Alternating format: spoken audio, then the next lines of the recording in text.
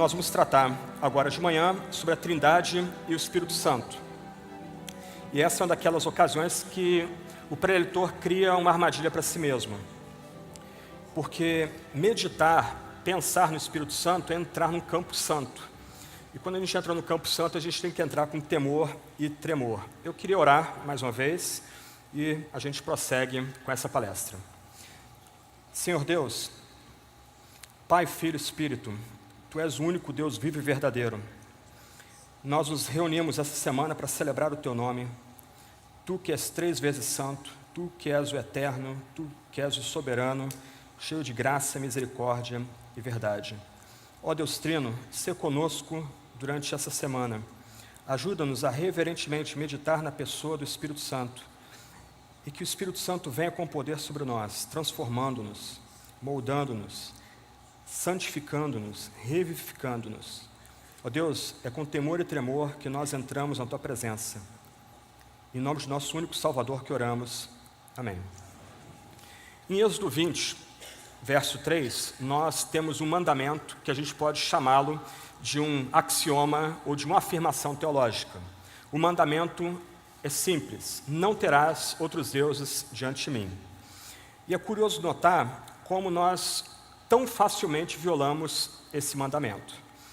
Ao mesmo tempo, como já foi dito aqui pelo Mauro, nós cremos na Trindade, mas nós vivemos numa tensão não resolvida quando nós pensamos no dogma trinitariano. Por exemplo, algumas igrejas vão enfatizar mais a pessoa do Pai e a pessoa do Filho. Quando se prega santificação, leis, o foco é o Pai. Quando se prega evangelisticamente, o foco é o Filho. Quase nada é dito a respeito do Espírito Santo. Aliás, algumas dessas igrejas vão até mudar alguns hinos clássicos em seus hinários, suprimindo invocações ao Espírito, súplicas ao Espírito, orações ao Espírito Santo. Talvez mais complicado ainda, algumas igrejas vão focar toda a sua pregação, toda a sua devoção em Jesus Cristo. A ideia é, quando muito, uma espécie de binitarianismo ou cristocentrismo, cristonomismo, que acaba guiando a prática, o louvor, a oração dessas igrejas. Em outras igrejas, o foco é o Espírito Santo. O Espírito Santo é invocado, suplica-se ao Espírito Santo, depende-se do Espírito Santo para conceder dons, talentos, cura, milagres, sinais, prodígios. Mas nota, o elo comum entre essas duas ideias é um rompimento do dogma da Santa Trindade. Há uma ênfase em 2 pessoas da Trindade, há uma ênfase, quando muito, em uma única pessoa da Trindade, mas o nome do Deus cristão, o nome do nosso Deus, é Pai, Filho e Espírito Santo. Lembra? Não terás outros deuses diante de mim. A idolatria, ou o pecado da idolatria, é um pecado muito sutil. Mesmo próximos do altar, mesmo próximos do púlpito, mesmo como membros comungantes de uma igreja evangélica, a gente pode quebrar o mandamento. E me parece que nós temos quebrado o mandamento. Só um ponto aqui, dentro dessa tensão, é curioso notar que em igrejas focadas no Pai e no Filho, ou focadas exclusivamente no Filho, há uma ênfase muito mais cognitiva, muito mais evangelística. Muito da abordagem de espiritualidade passa pela aquisição de saber, de conhecimento doutrinário, ou por uma decisão para seguir a Jesus Cristo. Do outro lado, em igrejas mais focadas no Espírito Santo, a ênfase é muito mais devocional ou experimental, em vez de ser cognitiva ou evangelística. Nota que se nós cometemos um erro, ou se você preferir uma heresia nesse campo, nós vamos ter consequências graves também na nossa vida cristã, também na nossa peregrinação cristã. Então, o meu desafio aqui é tentar mostrar para vocês, durante os minutos que nós temos aqui, a relação do Espírito Santo com o Pai e o Filho e a obra do Espírito Santo na economia da salvação, na história da salvação. Então, meu primeiro ponto é tratar da divindade do Espírito Santo. Os pais da igreja, eu falei há pouco de Basílio, mas de comum acordo, aqueles escritores dos primeiros séculos da história da igreja cristã, até o 7º, 8º século, eles criaram, ou eles estabeleceram 4 provas de divindade à luz da Sagrada Escritura. E aplicadas ao Espírito Santo, nós podemos perceber que o Espírito Santo é divino, porque a ele são atribuídos 4 pontos importantes em toda a Sagrada Escritura. Por exemplo, ao Espírito Santo são atribuídos os nomes de Deus. O Espírito Santo é chamado de Santo, é chamado de Espírito de Deus, Espírito do Senhor. Mesmo no Antigo Testamento, o Espírito é chamado como Espírito de Deus, o Espírito que procede de Deus, o Espírito que procede do Senhor. Curiosamente, no Novo Testamento, o Espírito também é chamado de Espírito de Deus. E lembra que no Novo Testamento, Deus se refere primariamente ao Pai, mas o Espírito é chamado de Espírito do Senhor, o Espírito de Cristo. Então, ao Espírito é atribuído nomes divinos. Se isso não convence você, por exemplo, você vai para o livro de Isaías, um dos nomes que o Eterno recebe no livro de Isaías, um dos nomes de Yahvé no livro de Isaías é o Santo. Essa expressão aparece 27 vezes no livro de Isaías. No Novo Testamento, quem recebe o cognome Santo? O Espírito que vem da parte do Pai e da parte do Filho. Então, o primeiro ponto aqui, quando nós pensamos na divindade do Espírito Santo, é que o Espírito Santo ele recebe os nomes que o próprio Deus Uno tem, ele compartilha os nomes da única divindade. O Espírito Santo também é atribuído ao Espírito Santo os atributos divinos. E aqui a gente começa a entrar num terreno que deixa alguns de nós desconfortáveis.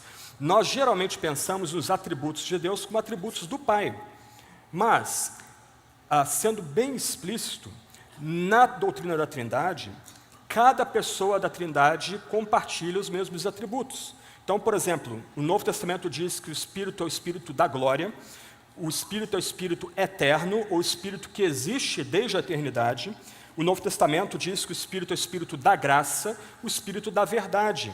Em outras palavras, o Espírito Santo compartilha com o Pai e com o Filho os nomes de Deus e compartilha com o Pai e o Filho os atributos da divindade. O Pai, o Filho e o Espírito, eles compartilham as mesmas características do ser uno e do ser divino. O Espírito Santo faz as obras que o Pai e o Filho também faz. E aqui a gente toma um susto. Nós estamos acostumados a distinguir as pessoas da Trindade pelas obras que cada uma faz. Mas, num estudo mais aprofundado sobre as pessoas divinas, o que nós descobrimos é que o Espírito é Criador, junto com o Pai e também o Filho. O Espírito Santo é Salvador, junto com o Pai e com o Filho. E o Espírito Santo é Santificador, junto com o Pai e com o Filho. Para usar o antigo dito latino, as obras externas da Trindade são indivisíveis. No final, o Espírito Santo opera as mesmas obras que o Pai e que o Filho. E por último, o Espírito Santo também é digno de louvor, segundo os pais da igreja e segundo o Novo Testamento. O credo chamado niceno, que não é niceno, é constantinopolitano, ele termina falando do Espírito Santo, e ele diz que o Espírito Santo é juntamente com o Pai e o Filho adorado e glorificado. Então nós temos aqui 4 atribuições aplicadas ao Espírito Santo que atestam a sua igual divindade junto com o Filho e junto com o Pai. Indo um pouco além, o que nós vemos no Novo Testamento é que os apóstolos, inspirados por Deus, atribuem plena igualdade do Espírito Santo com o Pai e com o Filho.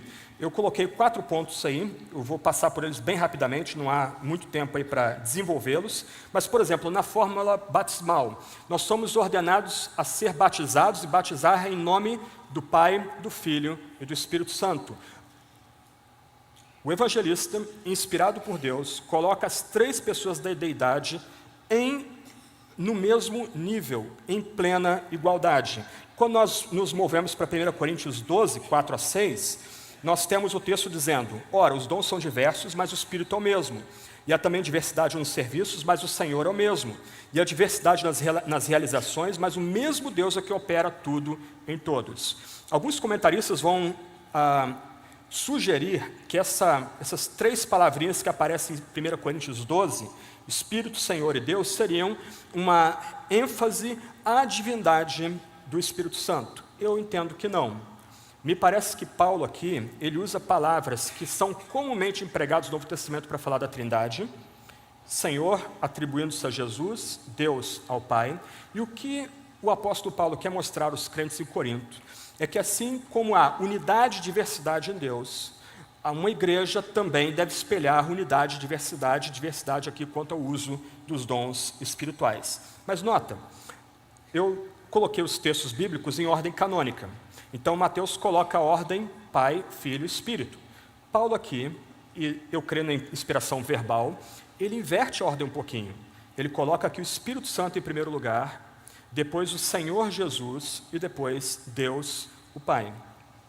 2 Coríntios 13:13, nós somos domingo após domingo abençoados no nome trino. E como é o dito da bênção? A graça do Senhor Jesus Cristo, o amor de Deus Pai, a comunhão do Espírito Santo estejam com todos vós.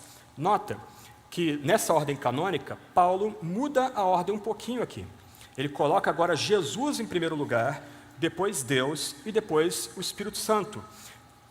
Uma questão que eu vou tocar daqui a pouco é o risco do chamado subordinacionismo, de nós atribuirmos alguma inferioridade ao Filho, especialmente ao Espírito, na eternidade. E aqui eu preciso dizer isso com cuidado, mas alguns pastores, eles querem consertar o texto bíblico. Eles querem impor ao texto bíblico de 2 Coríntios 13:13 um tipo de ordem que o texto não exige. Eles abençoam a igreja em nome do Pai, do Filho e do Espírito Santo, mas o texto bíblico, também inspirado por Deus, coloca o Filho em primeiro lugar, depois o Pai, depois o Espírito. Daqui a pouco a gente pensa por quê. Filipenses 3:3, nós adoramos a Deus, por quê? Como Paulo diz, nós é que somos a circuncisão, nós que adoramos a Deus no Espírito e nos gloriamos em Cristo Jesus, não confiamos na carne. Olha a ordem, Deus, Espírito, Cristo. Essa santa bagunça entre as pessoas, ela é importante, eu já vou explicar por quê.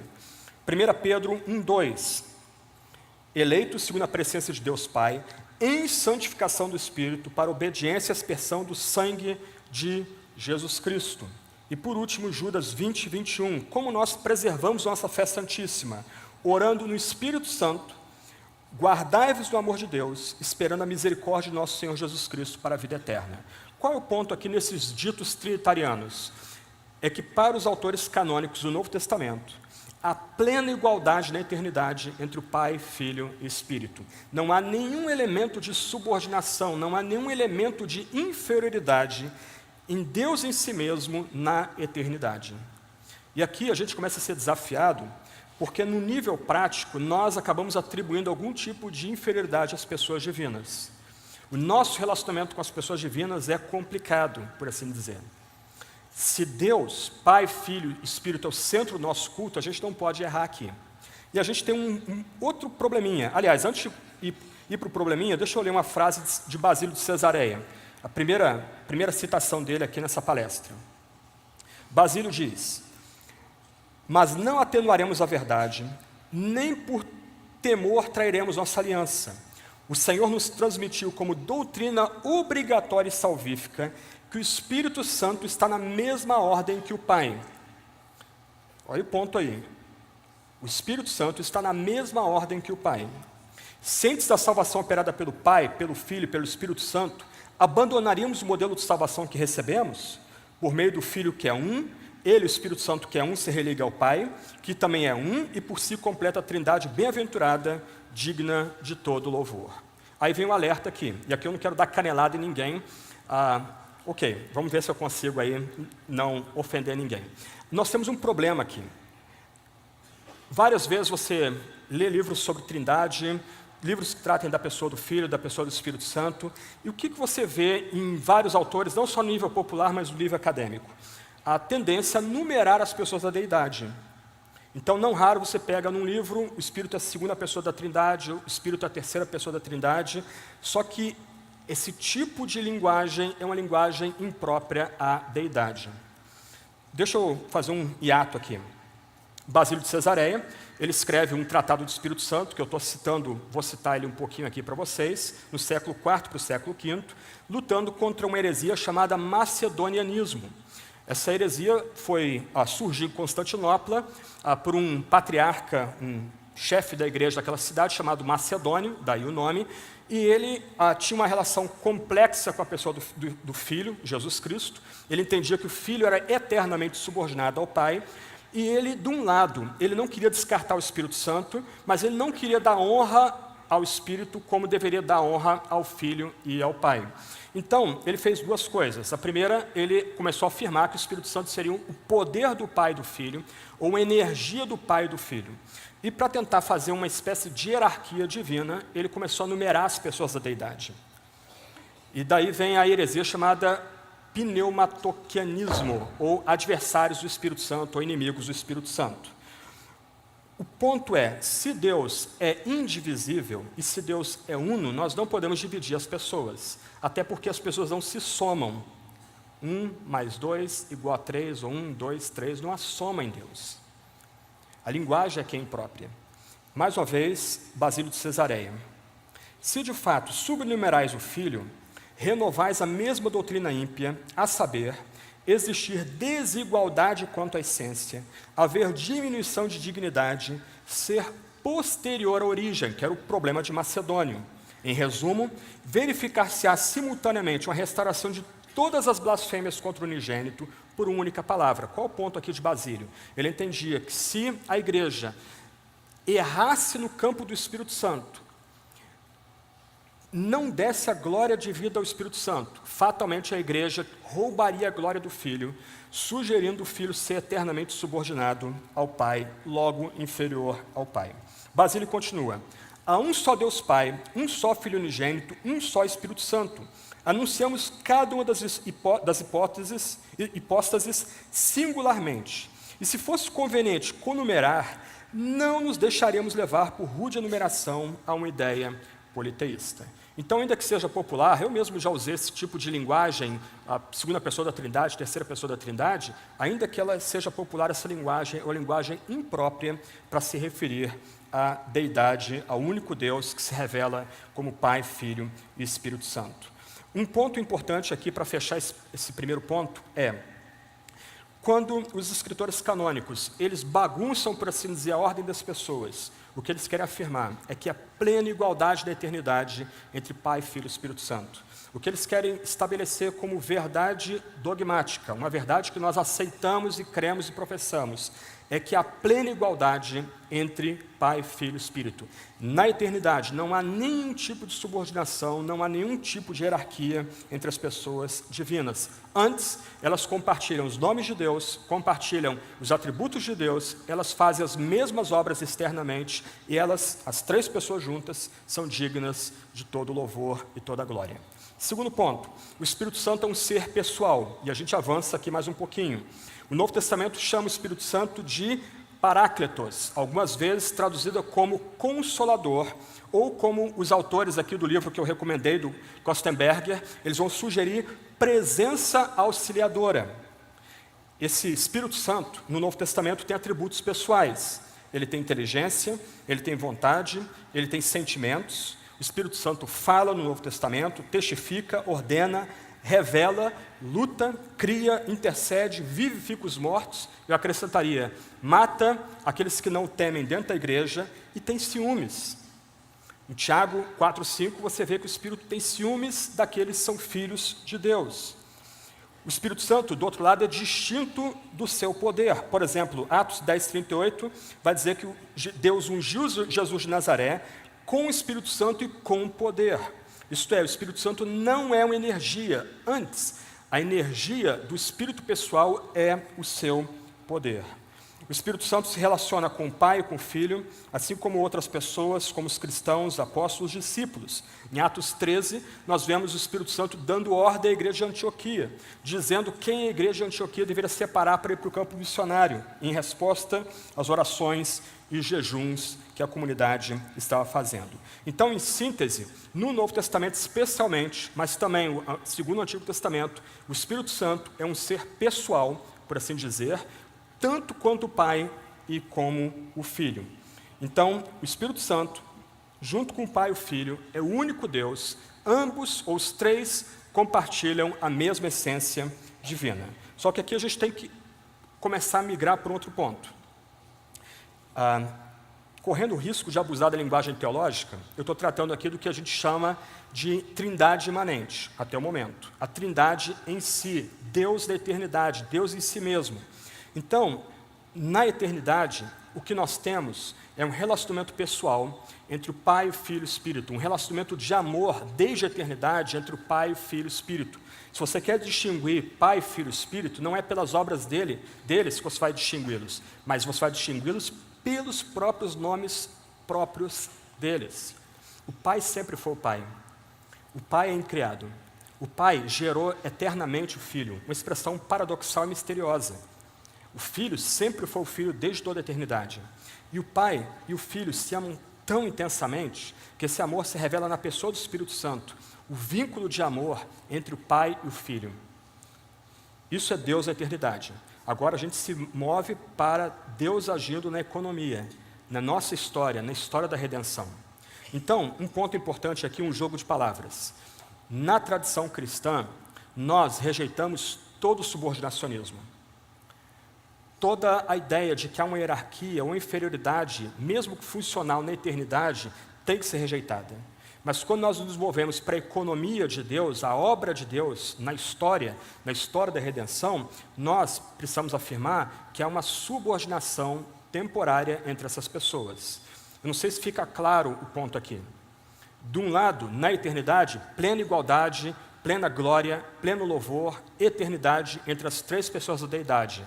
Mas, na história, uma subordinação temporária e determinada pela ação divina. Então, trindade imanente, o que nós tratamos até agora, e agora nós nos movemos para a trindade econômica. E a gente trata, então, do Espírito Santo na vida de Jesus. Um ponto importante para nós aqui é que o Espírito de Deus operou em Jesus, em seu nascimento, em sua vida, em sua morte, em sua ressurreição. Por exemplo, Mateus vai dizer, no capítulo 1, que Maria estava grávida pelo Espírito Santo. Mais adiante, 2 versículos depois, o texto diz que o que nela foi gerado é do Espírito Santo. Em nossos credos, nós afirmamos isso, que Jesus nasceu da Virgem por obra do Espírito Santo. A entrada de nosso único Salvador no mundo se deu como obra do Espírito Santo. Aquele Espírito que operou com poder na criação, como ouvimos há pouco a explicação do Mauro, ele operou na nova criação, na encarnação de nosso único Salvador. Por toda a vida de Jesus, o que se vê é o Espírito Santo agindo. No seu batismo, uma ilustração vívida da criação, nós temos Deus o Pai no céu, o Filho sobre as águas, o Espírito Santo pairando com poder sobre o Filho, também sobre as águas, um eco, nas 3 narrativas do batismo de Jesus, um eco de Gênesis capítulo 1, e aí a voz divina, esse é meu Filho amado, em quem tem todo o meu prazer. As 3 pessoas divinas operando ali no batismo. O texto bíblico vai dizer que o Espírito impele Jesus ao deserto para ele ser tentado por Jesus. O texto bíblico vai dizer que o Espírito tira Jesus do deserto e insere-o no seu ministério.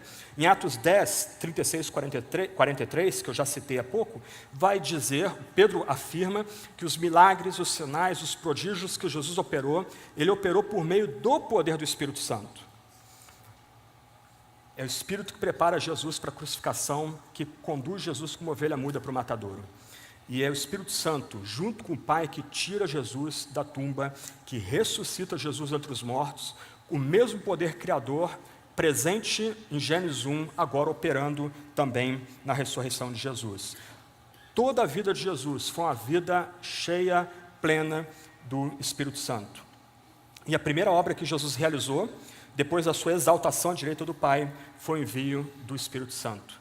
Ele, em João capítulo 28, ele dá uma prévia do que é essa vinda do Espírito Santo. Em Atos 1, depois da sua assunção aos céus, o Espírito Santo é derramado com poder sobre a igreja, transformando toda a história do mundo antigo. Então, na economia da salvação, o Espírito Santo opera com poder sobre o Filho. 4º ponto, o Espírito Santo, uma vez Cristo sendo assunto aos céus, o Espírito Santo é enviado à igreja por meio do Pai, ou pelo Pai por meio do Filho. O Espírito é o Espírito de Cristo, no mesmo sentido que ele é o Espírito de Deus que ressuscitou Jesus Cristo dentre os mortos.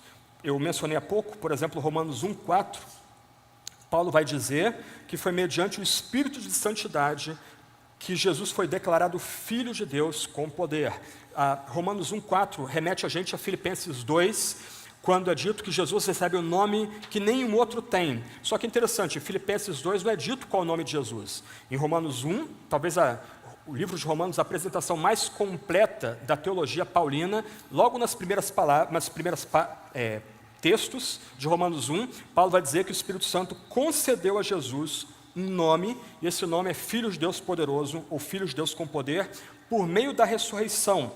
Algumas traduções, como a Ara, traduz Espírito em caixa baixa, mas a expressão é um hebraísmo que relaciona-se com o Espírito Santo. Então, a NVI traduz Espírito, ou grafo Espírito em caixa alta, me parece que é mais apropriado, até porque Romanos capítulo 1 é um texto trinitariano também. O Espírito Santo não é eternamente gerado como Filho, isso é um atributo do Filho, mas o Espírito Santo, na eternidade, procede do Pai e do Filho. E esse é um dos elementos que distinguem as pessoas da Trindade. O Pai é incriado, como os credos antigos estabeleceram, o Filho é eternamente gerado, o Espírito procedendo do Pai e do Filho. A gente vê isso, por exemplo, em João capítulo 15, verso 26. Quando, porém, vier o Consolador, que eu vos enviarei da parte do Pai, o Espírito da verdade, que dele procede, esse dará testemunho de mim. Então, numa aliança eterna, o Pai e o Filho, eles, para assim dizer, sopram ou derramam o Espírito sobre a comunidade dos fiéis. Em virtude de o Espírito proceder do Pai e do Filho, então o Espírito é descrito como um ser pessoal que mantém com o Pai e com o Filho a mais estreita relação possível. Mais uma vez, as obras externas da Trindade são obras de toda a Trindade. Então, o que o Espírito faz hoje no nosso meio também é obra do Pai e obra do Filho. Aqui eu cito Agostinho de Hipona. O Pai é apenas o Pai do Filho, e o Filho é apenas o Filho do Pai. O Espírito, entretanto, é o Espírito tanto do Pai como do Filho, unindo-os em um vínculo de amor. Se você depois ler com muita atenção 1 João capítulo 4, versos 7 em diante, você vai notar que essa linguagem de Agostinho é um resumo de toda a passagem. O Pai ama e Ele envia o Filho. Nós sabemos que o Filho e o Pai nos amam porque o Filho é dado para nossa propiciação. E nós experimentamos o amor do Pai e do Filho porque o Espírito Santo é derramado sobre nós. Uma passagem trinitariana, e Agostinho parece que resume toda essa passagem nesse dito que eu li para vocês. O Espírito Santo, então, é enviado para prosseguir, aplicar e consumar a obra de Cristo na terra. Assim como a encarnação estava firmada na unidade do Pai com o Filho, a obra do Espírito baseia-se em sua unidade com o Pai e com o Filho. E num ponto mais profundo, cada pessoa da Trindade busca a glória da outra. Nessa dança de glória, por assim dizer, nós temos a unidade da deidade. O Pai quer glorificar o Filho quer glorificar o Pai. A forma do Pai glorificar o Filho é enviar o Espírito Santo para que a gente lembre tudo que o Filho nos ensinou e faça, se possível, obras maiores do que o Filho fez. Quanto mais o Espírito opera entre nós, mais o Filho é glorificado, mais o Pai é glorificado. Para aqueles que acham que a primeira pergunta e resposta do catecismo de Westminster é egoísta, né, nós devemos viver toda a nossa vida para a glória de Deus, nós então somos lembrados que ao buscar a glória de Deus, nós imitamos a deidade, nós imitamos o Deus trino da forma mais profunda. Quando nós buscamos a glória de Deus, nós estamos imitando cada pessoa da Trindade buscando a glória da outra, numa dança de amor e numa dança de glória de eternidade a eternidade. Continuando, uma outra citação de Basílio. Atesto a todo aquele que confessa o Cristo, mas renega a Deus, que Cristo em nada o ajudará. Dou testemunho ao que invoca a Deus, mas rejeita o Filho, que sua fé é vã, e ao que recusa aceitar o Espírito, que sua fé no Pai e no Filho é vã, e ao que recusa aceitar o Espírito, que sua fé no Pai e no Filho cairá no vazio. Nem mesmo poderá possuir a fé se não tiver o Espírito. Com efeito, ninguém pode dizer, Jesus é Senhor, a não ser no Espírito Santo. Ninguém jamais viu a Deus, o Filho unigênito, que está no seio do Pai, esse o deu a conhecer. Acha-se também excluído da verdadeira adoração, aquele que renega o Espírito. De fato, é impossível adorar o Filho, a não ser no Espírito Santo, nem é possível invocar o Pai, a não ser no Espírito da adoção filial. É muito legal que um escritor do quarto, quinto século tenha talvez uma perspectiva muito mais madura do que a gente tem hoje.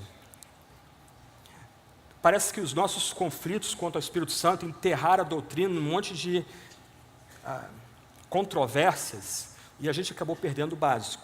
E quando a gente dá um salto aí de 15, 16 séculos, parece que o ambiente areja um pouco, apesar do calor que a gente está experimentando aqui nessa manhã.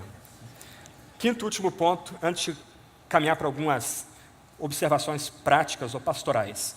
O Espírito Santo opera na criação e na salvação. Quanto à criação, o Mauro já tratou disso aqui apropriadamente. O Espírito é o Espírito criador, o Espírito Santo é o Espírito da vida, mas o Espírito Santo também é aquele que doa aos homens dons e talentos, mesmo para os incrédulos. Um ponto importantíssimo da tradição reformada é a doutrina da graça comum.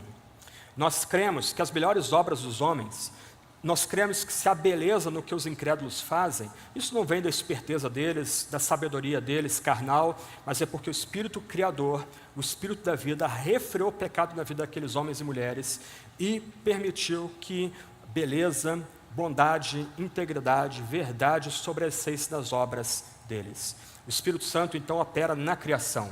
O Espírito Santo não é apenas o Espírito Criador, o Espírito da vida, mas o Espírito Santo é aquele que refreia o pecado no mundo, ele refreia a iniquidade na criação, permitindo que a gente usufrua o melhor da criação, a gente tenha prazer e alegria com o melhor da criação. Mas o Espírito Santo é aquele que inspira a Escritura, chama pecadores, aplica os benefícios da salvação aos que creem, justificando, regenerando e santificando, e edifica a igreja pelos meios da graça. Em suma, irmãos e irmãs, segundo o Novo Testamento, especialmente o Novo Testamento, toda a vida cristã é vida no Espírito. Tudo que fazemos diante do Pai e do Filho, o fazemos por causa do Espírito. Se nós oramos, se nós usamos a linguagem apropriada da oração, Abba, Pai, por causa do Espírito Santo. Aliás, se nós conseguimos nos ajoelhar e orar, é por causa do Espírito Santo. Se isso choca ou escandaliza você, medita depois em Romanos 8. Se nós ansiamos novos céus e nova terra, é não só porque o Espírito Criador, ele prepara a renovação dos novos céus e nova terra, mas ele nos dá santa expectativa, amor que anela a vinda gloriosa do Filho. Se nós chegamos à fé e ao arrependimento, é por causa da obra do Espírito Santo. Em suma, eu não tenho como me alongar nesse ponto, toda a vida cristã é vida no Espírito Santo. E Martinho Lutero resumiu muito bem isso no seu catecismo. Ao comentar o terceiro artigo do credo, creio no Espírito Santo, e lembra que tudo que vem abaixo está conectado com o Espírito, a comunhão dos santos, remissão dos pecados, ressurreição do corpo, ele diz: creio que por minha própria razão ou força não posso crer em Jesus Cristo, meu Senhor, nem vir a Ele. Mas o Espírito Santo me chamou pelo Evangelho, iluminou com seus dons, santificou e conservou na fé verdadeira. Assim como chama, congrega, ilumina e santifica toda a cristandade na terra e em Jesus Cristo a conserva na fé verdadeira e única. Perdoa a mim e a todos os crentes diária e abundantemente todos os pecados, e no dia derradeiro me ressuscitará a mim e a todos os mortos, e em Cristo me dará a mim e a todos os crentes a vida eterna. Isto é certissimamente verdade. Nota que esse grande reformador, ele não dá uma polegada, 1 centímetro que seja, de espaço para a livre vontade, para as obras humanas. Antes, ele lembra que toda a vida cristã é vivida no Espírito, em independência do Espírito. Na quinta-feira, também com muito temor e tremor, eu vou tentar conectar o Espírito Santo aos meios da graça. Isto é, a operação do Espírito em toda a comunidade por meio da pregação e do batismo e da ceia. Antes de caminhar para a conclusão, eu queria muito rapidamente recapitular o que nós já vimos até o presente momento.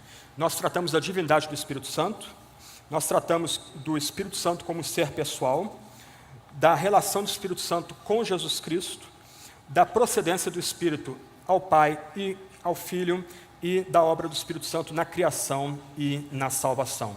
Eu queria então concluir com algumas questões práticas aqui para nós pensarmos. O meu ponto é: o Espírito é adorado, crido e confessado juntamente com o Pai e com o Filho. Pai, Filho e Espírito são o único Deus vivo e verdadeiro. Ainda que na economia da salvação, na história da salvação, o Filho entregue voluntariamente sua vontade ao Pai e busque a glória do Pai, e o Espírito esteja sobre o Filho, e depois seja enviado pelo Pai e pelo Filho, na eternidade, a plena igualdade de glória, de eternidade, de soberania entre essas pessoas. Quais são as implicações práticas para nós aqui? Quais são as bênçãos que o Espírito Santo nos concede? O que o Espírito Santo nos dá como pessoas e homens e mulheres que compõem o corpo de Cristo, o edifício do Deus vivo, o templo do Espírito? Primeiro ponto, o Espírito Santo nos concede uma vida centrada em Deus. Quando nós nos empenhamos a buscar o Espírito da criação, o Espírito Salvador, o que nos é dado, o que nos é oferecido, é uma vida centrada no Deus vivo, no Deus trino e uno. Para que nós aprimoremos essa vida centrada em Deus, para que a gente cresça nessa vida centrada em Deus, a gente precisa praticar o autoexame. Os puritanos eram mestres do autoexame. A ideia que vem do Novo Testamento, você pode pensar em 1 Coríntios 11, 2 Coríntios 13, Paulo exortando aquela igreja espiritual a se autoexaminar, é que nós devemos confrontar nossa vida com a Sagrada Escritura. Por meio desse confronto, nós precisamos implorar para que o Espírito Santo nos ajude a discernir o que procede do nosso espírito humano e aquilo que vem do Espírito de Deus. Nós precisamos implorar para que nesse processo de autoexame, à luz da Sagrada Escritura, de fato, Cristo seja formado em nós. Um homem, uma mulher que busca o Espírito Santo, que invoca o Espírito Santo, que adora o Espírito juntamente com o Pai e o Filho, ele recebe do Espírito a vida centrada em Deus, no Deus uno e no Deus trino. Então, toda a nossa história pessoal tem que ser interpretada à luz da Sagrada Escritura que o Espírito inspirou e do próprio Jesus, sobre o qual o Espírito repousava. Segunda aplicação, o Espírito Santo nos concede uma vida no mundo e para o mundo. Se o Espírito Santo é o Espírito da vida, o Espírito Criador, se o Espírito Santo é aquele que concede dádivas a crentes e não crentes, se o Espírito Santo é o Espírito da graça comum, então todos nós, somos chamados a interagir com a criação, com alegria e com responsabilidade. Aqui eu me lembro de uma experiência que eu tive quando eu era pastor de jovens e adolescentes. Nós fomos orar no monte e a gente foi fechar os olhos para orar e um dos rapazes começou a orar e agradecer a Deus pela criação. E eu não achei reverência ali naquele momento, alguém começou a rir no meio da oração e a gente parou a oração e perguntamos, mas por que você está rindo? E a pessoa disse, olha, se a gente está agradecendo a Deus pela criação, por que a gente está orando de olhos fechados? Ok, zero, vou começar a oração agora de novo e olhando para a criação, da glória pela perfeição de Deus que a criação aponta, pela beleza que há em Deus. Você já reparou, vindo para cá, por exemplo, o degradê do verde, as diferenças de tom em verde, se isso é bonito, quão mais belo não é Deus? Então, homens e mulheres que buscam ser cheios do Espírito, buscam conhecer o Espírito, eles vão ganhar liberdade para uma vida no mundo, apreciando o melhor da criação, interagindo com a criação com alegria, com responsabilidade, cuidando inclusive da boa criação divina. Mas nós somos chamados a uma vida de abertura para o mundo, mas também no mundo. Em outras palavras, a gente vai ter sensibilidade com o órfão, o fraco, o pobre, a viúva, o estrangeiro, o que sofre violência. O Espírito Santo vai nos dar essa sensibilidade para ajudar aquele que precisa ser ajudado. E você pode aprender isso no livro de Tiago também. O Espírito Santo vai nos levar a ter a Escritura como a espada do Espírito. E essa é uma expressão muito forte de Paulo e muito importante para nós hoje. Não tem como separar o Espírito da palavra. E isso nós vamos trabalhar na quinta-feira. O Espírito age por meio da palavra, que é a sua espada, é a sua ferramenta de ação entre nós. Então, recebendo a Escritura como a espada do Espírito, nós vamos tê-la como nosso guia para a prática profissional, decisões políticas, relações familiares e sociais. Em outras palavras, por meio da palavra, o Espírito Santo vai governar a nossa vida em todas as nossas esferas de relacionamento. E mais, por meio da palavra, ousadamente, nós vamos nos portar como embaixadores de Deus, de Cristo em Deus, clamando para que o mundo se reconcilie com Deus por meio de Jesus Cristo. Então, o Espírito Santo concede-nos uma vida no mundo e para o mundo. Terceira aplicação, o Espírito Santo opera em nossa vida diária. De um lado, a gente crê que o Espírito Santo opera com poder e miraculosamente em nosso dia a dia. Aqueles que vão ao hospital já devem ter escutado histórias, os capelães que trabalham no hospital já devem ter escutado histórias surpreendentes de pessoas desenganadas sendo curadas. E a gente tem que atribuir isso a uma obra de Deus por meio do Espírito Santo. Mas se o Espírito Santo opera por meio da sua graça comum, esse Espírito que cria, liberta, reconcilia e renova, a gente também tem que aprender a ver a obra do Espírito Santo naquilo que é comum e habitual, independente de quem seja. Se o Espírito Santo refreia pecado e iniquidade entre homens e mulheres incrédulos, se o Espírito Santo preserva beleza, verdade, a integridade entre homens incrédulos, a gente recebe um remédio, e aquele remédio cura a gente dá glória a Deus, porque Deus usou a inteligência, mesmo caída, para trazer cura para nós. Se nós somos salvos, ou aliviados, ou apoiados por incrédulos, a gente agradece ao incrédulo, mas a gente lembra que o Espírito Santo, o Espírito da vida, o Espírito Criador, operou por meio daquela pessoa. Qual é o ponto? O ponto aqui, como o Mauro já levantou na palestra dele, o Espírito ele é onipresente. E esse Espírito onipresente também é onipotente, ele tem poder para usar toda a criação para a glória dele, a glória de Deus, e preparando-nos para a restauração e renovação de toda a criação no último dia. E aí mais uma aplicação, o Espírito Santo nos concede uma vida de resistência e esperança. Irmãos, essa vida é campo de batalha. Essa vida aqui é um vale da sombra da morte. Essa vida aqui é o lugar onde nós caminhamos por meio de lágrimas. Para parafrasear C.S. Lewis, essa vida não é hotel. Se essa vida fosse um hotel, a gente reclamaria do serviço. E tem muito cristão reclamando do serviço. Essa vida aqui é campo de batalha. Se essa vida é campo de batalha, se essa vida é lugar de marcas e dores e cicatrizes, nós esperamos libertação. Como diz Paulo, nós esperamos o tempo que a criação será redimida. Nós esperamos a redenção do nosso corpo. E aqui tem algo muito bonito na teologia bíblica. O Espírito Santo que criou céus e terra junto com o Pai e o Filho. O Espírito Santo que preserva verdade, beleza e integridade na criação, mesmo a criação vendida, escravizada ao pecado. Esse Espírito Santo congrega a igreja, justifica os crentes, regenera os crentes, santifica esses crentes, prepara esses crentes para a ressurreição do corpo e para a glória eterna. Esse Espírito dá o anseio pela vinda gloriosa de Cristo. Esse mesmo Espírito prepara a parousia, prepara a vinda gloriosa de Jesus. Toda vida é vida no Espírito. Toda vida cristã é vida no Espírito. Mas mais do que isso, enquanto nós lutamos nesse mundo de peregrinação, nós recebemos força, poder, nós recebemos confiança de que a última palavra não foi dada. Ela será dada em Jesus Cristo quando Ele voltar em triunfo, cavalgando, tendo na sua coxa gravado o Rei dos Reis e Senhor dos Senhores. E Ele virá pelo poder do Espírito Santo.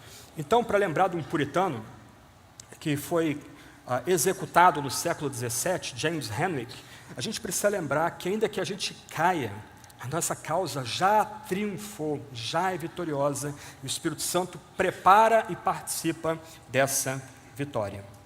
Mais uma aplicação, a penúltima. O Espírito Santo nos introduz numa vida em comum. Um fenômeno da atualidade é o crescimento daqueles chamados sem igreja ou desigrejados. Cada vez mais pessoas desconectadas da vida eclesiástica, e eu tenho algo a falar sobre isso na quinta-feira à noite, quando for tratado do Espírito Santo e das ordenanças e dos meios da graça. Mas o Espírito Santo age na comunidade de fé. Nós somos o edifício do Deus vivo, nós somos o templo do Espírito, nós somos o corpo de Cristo. Todas imagens que comunicam a vida em comunidade, a vida de todo homem, toda mulher de fé juntos. E aqui a gente tem algumas questões muito interessantes. Jesus envia o Espírito para congregar uma santa comunidade. Tem gente que não gosta da igreja. Tem gente que se acha muito boa para a igreja. Só lamento. É difícil estar dentro da igreja? Sim, mas é muito pior do que estar lá fora. como o pastor da igreja que eu frequento disse num sermão, alguém vai dizer, não quero estar com hipócritas. Ok, bem-vindo, ajunte-se a nós.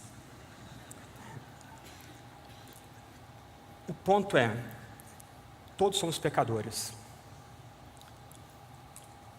Todos transgredimos a lei momento após momento, mesmo como cristãos. Todos temos nossos pontos cegos. Como a gente persevera na vida cristã sem o apoio de irmãos e irmãs? Nem entrei no texto bíblico, nem tenho tempo para entrar no texto bíblico, mas o ponto é que o Espírito Santo concede-nos a beleza da vida em comunidade. Meu irmão, minha irmã, quando você idealiza a vida em comunidade, você acabou com a vida em comunidade. Quando você diz, olha, falta fulano aqui. Quando você diz, pena que a gente é assim, podia ser assado, você acabou com a vida em comunidade. Você está sendo ingrato com o que o Espírito Santo fez e faz, congregando gente tão diferente. Homens, mulheres, negros e brancos, pobres e ricos, letrados e letrados, e colocando-os todos juntos. O mundo não tem como reproduzir isso. Isso é prova da veracidade da fé cristã.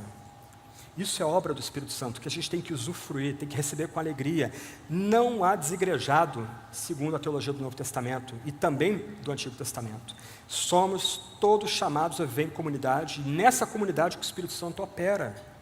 Você não tem como orar, passando a noite escura da alma, perdeu um parente, está lutando com doença, não entende porque Deus trata você tão duramente, você tem quem ore por você. Você tem quem leia a Bíblia por você. Usufrua essa santa comunhão.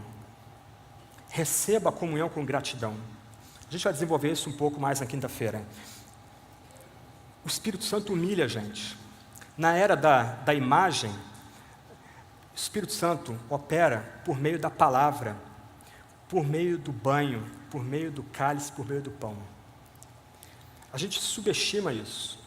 A gente corre atrás idolatricamente do último modelo de crescimento da igreja, mas a gente esquece que a palavra, o banho, o cálice e o pão não só são meios de graça, mas são os meios pelos quais o Espírito Santo vem à igreja, edifica a igreja e faz a igreja crescer. E esse vai ser o tema de quinta-feira. Irineu diz, onde está a igreja, aí está o Espírito de Deus, e onde está o Espírito de Deus, aí está a igreja de toda a graça. E o Espírito é verdade. Por isso os que se afastam dele e não se alimentam para a vida aos seios da mãe, a igreja, não recebem nada da fonte puríssima que procede do corpo de Cristo. A igreja tem problemas? Tem. Mas a igreja é o locus, é aquele lugar onde o Espírito opera primordialmente e onde nós somos chamados a estar. Eu tenho muita pouca paciência com livros que só fazem criticar a igreja. Eu passo longe desse tipo de literatura. É fácil criticar a igreja. Você lê os jornais, o que você mais tem de sociólogos, filósofos, ideólogos é crítica à igreja católica, à igreja evangélica, à igreja protestante, e muitas críticas disfarçadas, ou melhor, a preconceito disfarçado de crítica aparentemente intelectual. Que a gente ame a igreja como lugar onde o Espírito opera. Que a gente tenha prazer no santo ajuntamento, que é a igreja onde o Espírito opera. E última conclusão, voltando ao começo. Êxodo 20 lembra que nós não devemos ter outros deuses diante de nós. Um credo antigo, o credo de Atanásio, faz uma afirmação muito forte sobre o dogma da Trindade. Você vai ver que vai aparecer a palavra católica aí. Católica significa igreja de todos para todos. A igreja que se espalha em todo canto da terra. Olha o que diz o credo. A fé católica consiste em venerar um só Deus da Trindade e a Trindade na unidade, sem confundir as pessoas e sem dividir a substância. Pois um é a pessoa do Pai, outra do Filho, outra do Espírito Santo, mas uma só é a divindade do Pai, do Filho e do Espírito Santo, igual à glória, coeterna à majestade. E nessa Trindade, nada anterior ou posterior, nada maior ou menor, porém todas as três pessoas são coeternas e iguais entre si, de modo que em tudo, conforme já ficou dito acima, deve ser venerada a Trindade da unidade e a unidade na Trindade. Presta atenção agora. Portanto, quem quer salvar-se deve pensar assim a respeito da Trindade. Gente, isso aqui não é brincadeira. Nós somos chamados a confessar nossa fé, aqui e agora, com garra, com paixão. Talvez você não tenha Talvez você não consiga explicar o dogma com refinamento, com profundidade. Eu me aproximo da Trindade de Agostinho e fico humilhado. Ele levou 15 anos escrevendo aquela obra. O que eu faço aqui é uma gotinha d'água perto do que Agostinho de Hipona fez lá no século IV e V. Mas nós não temos o direito de errar nesse ponto aqui. Nós adoramos a unidade na Trindade e adoramos a Trindade na unidade. O Deus Yahvé tem nome agora: Pai, Filho e Espírito Santo. Esse é o nosso nome, o nome do nosso Deus. Nós somos batizados e abençoados nesse nome santo: Pai, Filho e Espírito. Portanto, quem quer salvar-se deve pensar assim a respeito da Trindade. Portanto, a gente tem que reaprender a cantar. E eu queria pular para o último slide. Vou pular uma citação, é legal, mas o meu tempo já estourou. É um hino antigo, que a gente faria bem em reatualizá-lo e cantá-lo de novo. Pode colocar aí? O último slide aí. Obrigado. Nos debates de Basílio com os macedonianos, esse hino era pedra de toque. Quem não conseguisse cantar esse hino não era reputado como cristão. Glória ao Pai, ao Filho e ao Espírito Santo, assim como era no princípio, agora e sempre, pelos séculos dos séculos. Amém. Que Deus nos ajude a depender do Espírito, o Espírito que é um, junto com o Pai e com o Filho. Vamos orar mais uma vez, depois Tiago está com a palavra. Deus Trindade, Pai, Filho e Espírito, nós nos colocamos diante da Tua face. Tu deste a Tua palavra, o Teu Espírito soprou a Tua palavra. A Tua palavra é inspirada, é veraz, ela é digna de toda confiança. A Tua palavra guia a nossa vida, guia nossas crenças. Deus, ó Deus, Deus Pai, Filho, Espírito, ajuda-nos a ser submissos, a sermos submissos à Tua palavra. Deus, que nossa fé, que nossa confiança seja calcada em Ti, como Tu mesmo se revela em Tua palavra. Deus, ajuda-nos a lançar de fora de nós toda idolatria, todo pensamento pequeno, todo pensamento medíocre a respeito de quem Tu és. Ó Deus Santo, cheio de glória, de graça, Deus soberano, uno e trino, sê conosco, aqui e agora.